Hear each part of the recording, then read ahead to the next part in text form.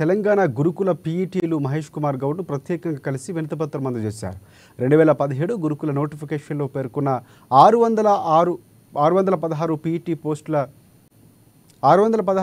పోస్టుల రిక్రూట్మెంట్ను త్వరగా పూర్తి చేయాలని అభ్యర్థులు కోరినట్లు తెలిపారు. ప్రభుత్వం దృష్టికి తీసుకువెళ్లి సమస్యలు పరిష్కరిస్తామన్నారు. బీఆర్ఎస్ ప్రభుత్వం 2017లో నోటిఫికేషన్ ఇచ్చి వారి ప్రభుత్వ కాలం అయ్యేంత వరకు కూడా రిజల్ట్ ప్రకటించలేదని మండిపడ్డారు. కాంగ్రెస్ ప్రభుత్వం అధికారంలోకి వచ్చిన వెంటనే వారి సమస్యలు దృష్టిలో పెట్టుకుని నెల 19న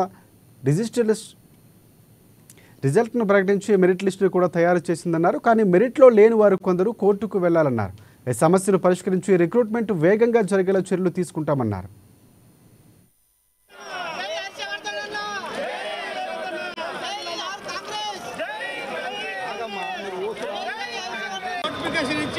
ఈ పోస్టు భర్తీ చేయకుండా పోస్ట్ రద్దు చేసింది.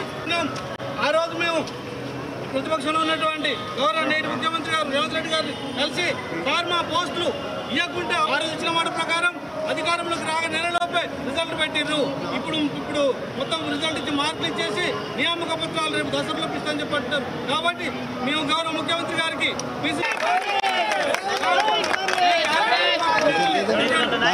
రెడ్డి గారు మమ్మల్ని మొత్తం ఈ కార్యక్రమం మరొకరాయన కూడా మమ్మల్ని 3 సంవత్సరాలు మమ్మల్ని నడిపించి దానాలు చేసిండు. ఈ శ్రీరామ్ కూడా మమ్మల్ని ఈ రాష్ట్రంలో 34,000 ఉద్యోగాలు ఇచ్చే చరిత్ర రేవంత్ రెడ్డి గారు దాదాపు ఇంకొకటి 34,000 ఉద్యోగాలు ఇవ్వడానికి సిద్ధంగా ఉన్నారు.